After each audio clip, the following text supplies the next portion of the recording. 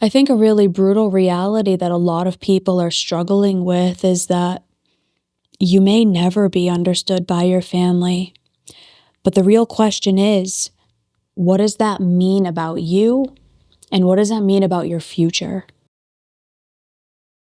And what else? My question is always, what else could you be doing with your time and energy if you truly let go and relinquish yourself from that need to be understood by your family? Let's find out. Hey everybody, it's Bianca. Welcome back, Evolvers. It's Emilia. And today for episode 488, Stop Trying to Be Understood by Your Family is more of a encouragement, an invitation, might I say, than a straight hardcore push and shove to you, because this is something that Bianca and I, as clinicians, are seeing time and time again, this inherent deep-seated need to be understood by our family. And let's be real, right, Bianca? You and I both know what that feels like. As human beings, that's so natural. We want to be understood by the people that we are raised by the people who we've grown up with. And what happens when we're not? This episode, Bianca and I have intentionally designed, very thoughtfully designed, to not just share some of the stories of the Evolve community and what they're feeling and going through, so that you, dear listener, are knowing that you're not alone, but also by the end of this episode, it's our intention to really understand why this is here, why it's so heavy on us, and most importantly, from my perspective, is what can we do when we release that need? Because it truly is, I do believe, Bianca, that it's robbing us of the joy of acceptance for who we are and where we are and who other people are, including our family. And I think it robs us of our life force energy. So what do you think about this, Bianca? I know that we've had so many dialogues, and I know we're going to get into this, but deep down, what do you think about this? Well, I mean, if you really think about where the need for being understood comes from, it's the need to belong.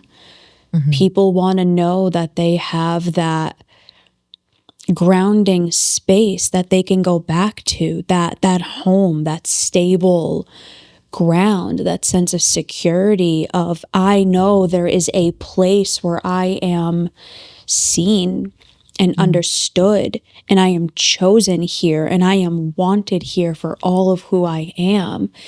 Our family is supposed to be that. They are supposed to be that primary, original, secure attachment. And for so many of us, that's not the truth. For so many people, their family is actually their original wound rather than their original safety and safe space. Mm-hmm. And so when you're growing up in a family, in a home where you are supposed to be loved and nurtured, where you're supposed to have that sense of belonging in order for your true self to develop, and that doesn't happen, it can set up your entire life and your entire future for massive pain. Not only massive pain, but there's this tug of war that happens between internally. What I have observed is internally we have this tug of war between parts. Mm-hmm. And if you're listening to this and you're like, what the heck do you mean by parts? We have episodes on that. Please look for, I believe it's episode 222. What is IFS and what are parts, right? So there's this internal conflict that we're feeling where a part of us is always kind of trying to be understood. It's like the train that always could, like, chugga, chugga, chugga, get understood, right? Like, and that's like always present. And then there's these other parts that are like extremely frustrated with that other team of parts that are just constantly trying to get understood. I've often said it's kind of like a bunny meets the blade type part. And I know that's a horrible analogy. And I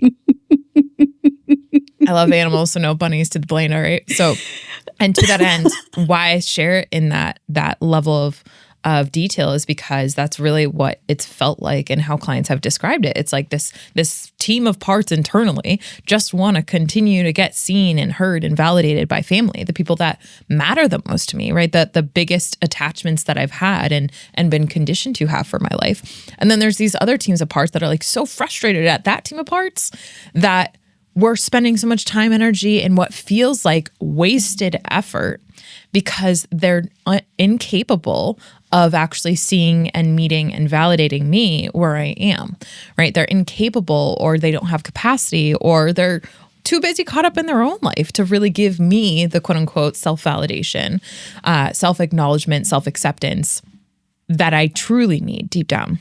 And I do think, to your original wound part, Bianca, I do think that that creates an even bigger gap and an even bigger wound that what I've found is individuals are fighting through internally, because instead of focusing all this time, energy, and life force, if you will, attention on self-accepting instead of self-rejecting, or self-trying to go get validation from other people, including family, the self-development, the self compassion, right? Really truly developing that relationship internally with the self and reallocating this part of team, or these team of parts, to that end. There's just this constant tug of war, and that's what it feels like. And so emotionally, it then starts to have physical manifestations. I literally, my 9 a.m. client this morning, so we're recording this at 12:30 when we're recording this right now. So 9 a.m. this morning, I was on with a client, and he came to me and he was like, I'm having a hard time at school.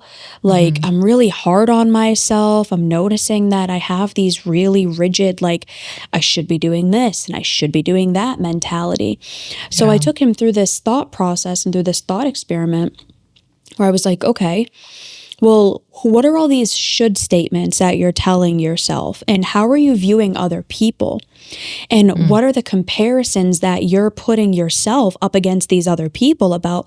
Because I had a feeling that he had this mental framework going of others are better than me, so I need to be like them in order to be enough. And that's exactly what this had proven. Yep. There's so few people who are actually self-led, because in the family of origin, you're not taught that. You're not taught to prioritize your own thought, to prioritize your needs, to ask for your needs to be met, to have a safe space to regulate when you are under distress. There's a lot of these challenges that are happening within the original family that then causes a person to not develop that sense of self that they're then allowed to bring out into, or capable of bringing out into the world. So, Emilia, question for you, because I know you've studied this so intimately. Why do our families have such a hard time understanding us? Because I think that's the big question that people are really struggling with. I think it's the better question. It's not like, what's wrong with me that they can't understand me? Because maybe sometimes that is the case, right? Like, I have another client whose brother was addicted to drugs, and the family was like rallying together to protect him, even though he was causing massive harm to the other siblings. So like, there are some instances where that might be true, but from what we've seen and the majority of our clients, it's actually not that. It's that something is going on within the family system that is making it hard to understand and accept this other, quote unquote, in the family. So from your research, why does that happen?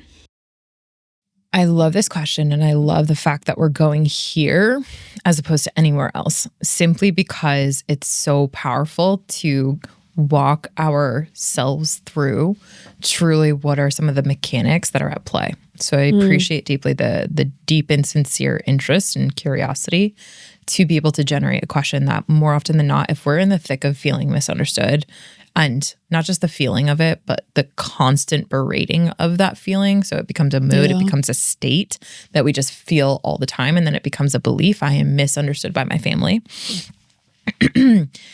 You likely are not walking to this question. So it's incredibly helpful even just to explore that feeling, that belief, maybe that state of mind from this standpoint. And one of the biggest things that I love the research always comes to is, that saying where it's like you can only meet someone to the depth that they've met themselves. We've all heard one form or another of that, right? And the best way I could articulate what the research does show in family systems, and now I want to go to an individual, right? Let's go instead of to the macro of a family system, meaning mom, dad, grandma, grandpa, whoever the primary caregivers are, and said children. Let's go to the micro. So you can pick a mom, you can pick a dad, you can pick a grandma, you can pick a grandpa, whatever, right? The adult in the situation. That's the individual that we're going to focus in on the micro. Now, if I were to ask you, and if we were to look at the research, how much or how well has that mom or has that dad met themselves? And I truly mean met themselves. Not they look, okay, well, yeah, they like know what their name is. They know, what they like, what they don't like. They know what characteristics, quote unquote, someone would tell them that are the ones that are strong suits, and they know where their weaknesses are. I'm not talking about that degree of meeting oneself. Meeting oneself is the exploratory journey that one takes in understanding one's own self-schema, one's own self-concept. And a self-concept is essentially a makeup of the ideas, the beliefs, the feelings, the characters, the philosophies, the moralities about oneself, and truly digging into what that is. And every single person has a different self-schema or a self-concept. And what comprises of that, very few people can actually name that on the fly. You look at a mom and dad, and if they're not aware of what their most prominent and dominant emotion is when they're under stress and conflict, that is someone who has not truly met themselves and understood how they operate while not just under stress, but also under stress that is chronic and happening and concurrent with all other things that are going on in life.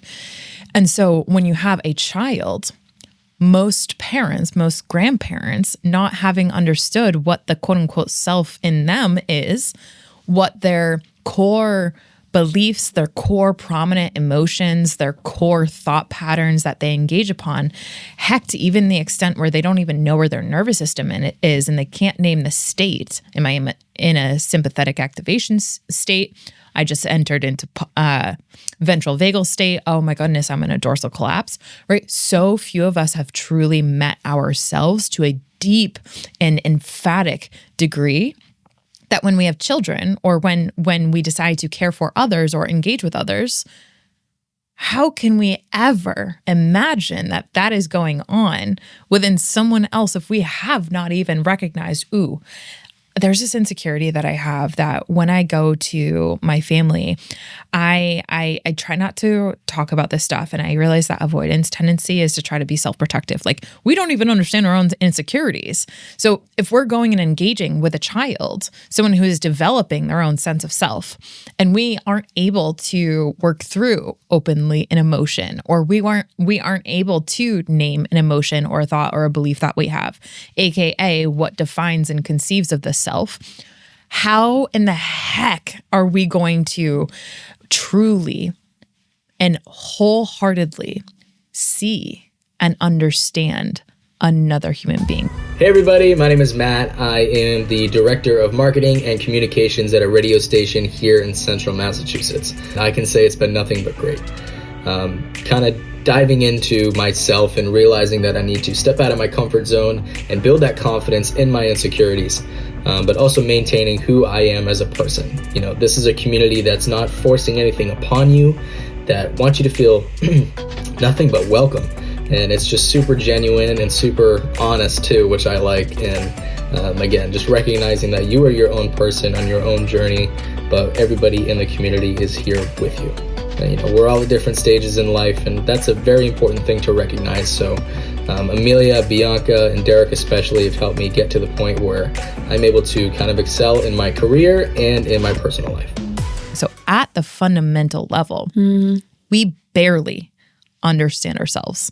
And human beings that are having children barely understand how they work in their own depth of psychology, their own depth of their belief systems, their own depth and expansion or lack thereof of emotional literacy. And so if you're a child or you become someone in a system where mom, dad, grandma, grandpa, and everyone of the system has never gone on a self journey and certainly hasn't gone to the depth of some people that we have worked with, Bianca, at Evolve, of course you're going to feel understood or misunderstood. Of course you're going to feel not seen. And it's that classic quote of truly one of the reasons why you might feel so misunderstood is because you are the one that is constantly on that trek to go and meet yourself. And how this is something that I know for me has been and given so much solace. When you've spent so much time and energy and even investing in courses and books and education and so much learning into the understanding of oneself, how can you ever expect someone else who has not even come close to doing nearly as much of an investment, how can you ever expect them to see you and to understand you? So it's a loaded question. There's so many layers to that, but that's the best way, Bianca, that I can explain it. And if that doesn't give us solace, then I think that it's really important to self-evaluate of what are our expectations of other people. And this is where the care and capacity star kind of comes in. And you and I have spoken about that. We might think that someone cares, right? So inherently a belief is when it comes to family, our family should be the first ones that create quote unquote safety, right? That is a quote unquote should. And yet, if they're not, let's say, for example, mom and dad don't know how to create internal safety within themselves, meaning there's an emotion that comes up, let's say grief, or let's say denial. Or I'm sorry, not denial. Let's say they have grief come up or they have disappointment come up. And because they don't have the emotional coping skills to be able to process that low valence, meaning less pleasant to experience emotion, they're going to reject that. And so their rejecting of that, they're going to project that onto you inherently as their child. And so they're not creating internal safety. Therefore, if they're not able to do that and they're not doing that at a capacity level that is consistent, even at their worst, they're literally incapable of caring for your emotions and naming those states when you go through what you go through. And that sucks because growing up, you don't freaking know that. You think that your parents are the superheroes and the superheroines of the world. And by the way, they want to make sure that you always feel that way because let's be real, they brought you into this world. So they never want to be seen in their flaws, for lack of better words. So it just sucks because you don't realize that until quite literally this stuff hits you in the face at, let's say, 30 or 40 or 50 years old. And then you go through this weird experience of like, dang, they actually don't know themselves nearly as much as I know myself. What does that mean? So then it's this like whole existential crisis. They don't know themselves, but in a lot of cases too, they want to believe that they do. So they're not actually willing to learn themselves, to learn the patterns and the ways in which that their behavior has impacted and landed and the effects of their behavior, especially onto the person who's like, I'm being misunderstood here. Why don't you see me? There's very rigid beliefs, ideas, expectations, understandings that are just being vehemently held because this is how things are done. And in a lot of family systems, there's this very strict, you cannot argue concept of that. This is the way it is. This is the way it's always been. This is how we grew up, and this is how you're going to grow up. And it's like, okay, so if we take what Emilia said, they're having no idea why things are the way that they are. They just know it to be true. So what they're experiencing is confirmation bias, which is, this is what I believe. This is what I am going to continuously seek out because this is what I already believe. Along with costs, along with cost sunk bias. We've always done it this way. Our parents did it this way. Their parents did it this way. This is the way our culture, our family, our religion, our this, our that does things. So the cost sunk bias is, we've already done it for this long. We're not going to backtrack now. And especially not for you, which is what a lot of people end up experiencing when they're the ones saying, okay, but why are we doing this? Is this actually what's right for all of us? And instead of that person, because they have not gone to the depths of themselves, because they don't want to go to the depths of themselves, what they are going to do instead is paint the person raising the flag as the bad one, quote unquote. So you're left feeling like you're a problem because you're trying to bring awareness to something to a person who doesn't want awareness. They want conformity. They want obedience.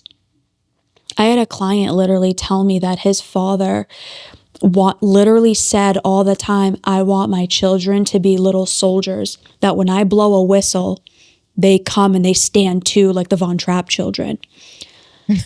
And I was like, did your dad see the end of that movie where like he realized that was distorted and like his kids hated him and wanted nothing to do with him? And I'm like, yeah, I think he tunes out that part. I was like, yeah, it kind of sounds like it. I want to clarify why I was laughing, because deep down, that's actually like, I'm giggling because it's like, it's actually comical at points where deep down underneath that's me feeling so much sadness and pity for that dad, because deep down what that is communicating, and I don't know if people see the same standpoint from this lens, Bianca. Yes, you can have rage to that experience, and I validate that experience of what that must have been like to be that father's son. And also, I hold tremendous sadness for that father because no one taught him how to approach safety and connection and stimulation when it comes to the actual attachment of children. And so that tells me that his only way to quote unquote be a father was out of a controlling nature. And that level of rigidity showcases deeply how insecure this father truly was, although he'll never admit it. And that just, it breaks my heart because again, that's a great representation of no one's ever taught him how to actually be in a relationship with your children and try to develop boundaries and strategies of effective communication without explicit dynamics of control. And that's just so sad. And it doesn't excuse the impact. And that's really important, because someone like your client mentioning that, it's like, how much do you think he's been misunderstood? Like, if that's the baseline ideology of what quote unquote a good parent means, you know? So there's so many people that have really gotten it real wrong, and not just wrong, but like it's actually had clinical emotional damage that you can't just with a switch flip. And the irony of it, this is how generational trauma happens, because this client's grandfather did that and worse to his father, who's now doing it to him. Yikes. This is the generational curse. Our grandparents did it, our parents did it, we did it. If we don't become aware of this, we are likely to unconsciously do it to our own children, and the cycle just continues. So to start to wrap this up, it's okay that you want to be understood by your family. It is a deeply held core need. Yeah. But I think the greater thing that needs to be had here is the understanding of why they can't, and doing the things that you can to get those needs met in alternative ways. because you're going to run a losing race consistently trying to get people to understand you who have zero capacity. So the acceptance of that, the grief of that, and then finding alternative ways to feel understood, number one, by yourself. And then number two, in areas of your life where you feel wanted and desired and understood for the true self that you want to be, not the conformed and contorted version that you had to learn how to be within your family system.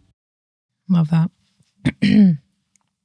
Yeah, I do. I think acceptance is absolutely critical for someone who is in this experience. So with that said, again, clinging to the need to be understood by your family, specifically the need to be understood by them, while also holding the duality that they might actually, a real hard truth that needs acceptance is they don't have capacity because they literally don't know how to, and it doesn't excuse the impact. But to that end, I'm going to actually change my episode suggestion for this one, Bianca, to the one that we recently did, to acceptance. I'm looking at our spreadsheet. Acceptance is not painless, which is episode 482. And that, for anyone that really wants more tactical tips on how to do that, that episode breaks down 3 ways to navigate the acceptance with the acceptance cycle being presented. So closing thoughts and episode suggestion for you.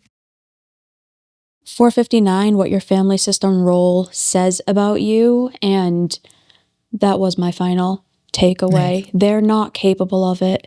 And you're only hurting yourself by trying to force it. Yeah, for sure. Yep. Yeah. If you feel misunderstood, the safety at the foundation, it just isn't there.